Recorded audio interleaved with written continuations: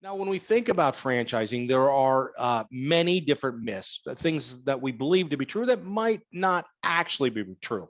And the first myth when it comes to franchising is just Subway, Dunkin' Donuts, and Jimmy John's.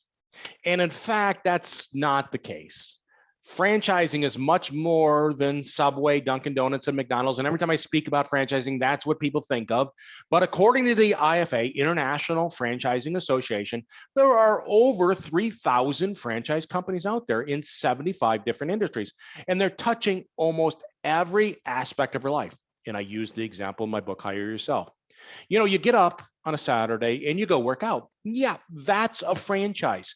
You stop off after the workout, you get a cup of coffee. Yeah, that's a franchise. You drop off your dry cleaning. Yes, that's a franchise. You stop off and get the oil change in your SUV. Yeah, that's a franchise. You pick up your kids and take them to the martial arts class. Yeah, that's a franchise. After class, you pick up a sub sandwich. Yeah, that's a franchise. And you get home and there's a van in your driveway. They're washing the windows of your house. Yeah, that's a franchise.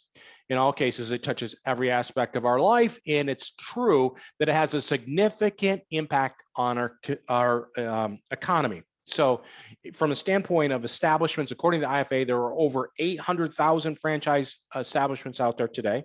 They're employing over 8.5 million people, and the overall contribution to the GDP is a little under $500 billion. Franchising is booming. Now, when we talk about franchising, there are two basic business models.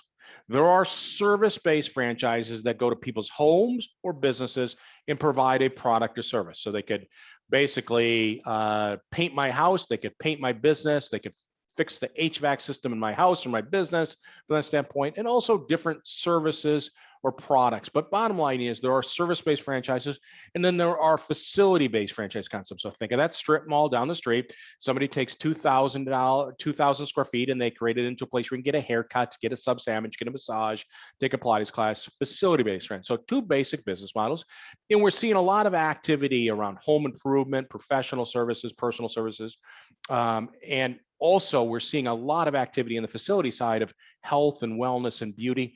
Somebody always told me that when we have a recession or a pandemic, people can't control the economy. They can't control, unless they own a business, they can't control if they get laid off or they have a job.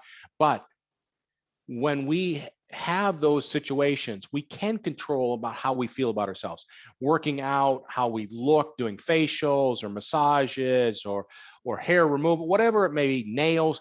We can control the things, and so people do that, and we're always going to put money into our kids.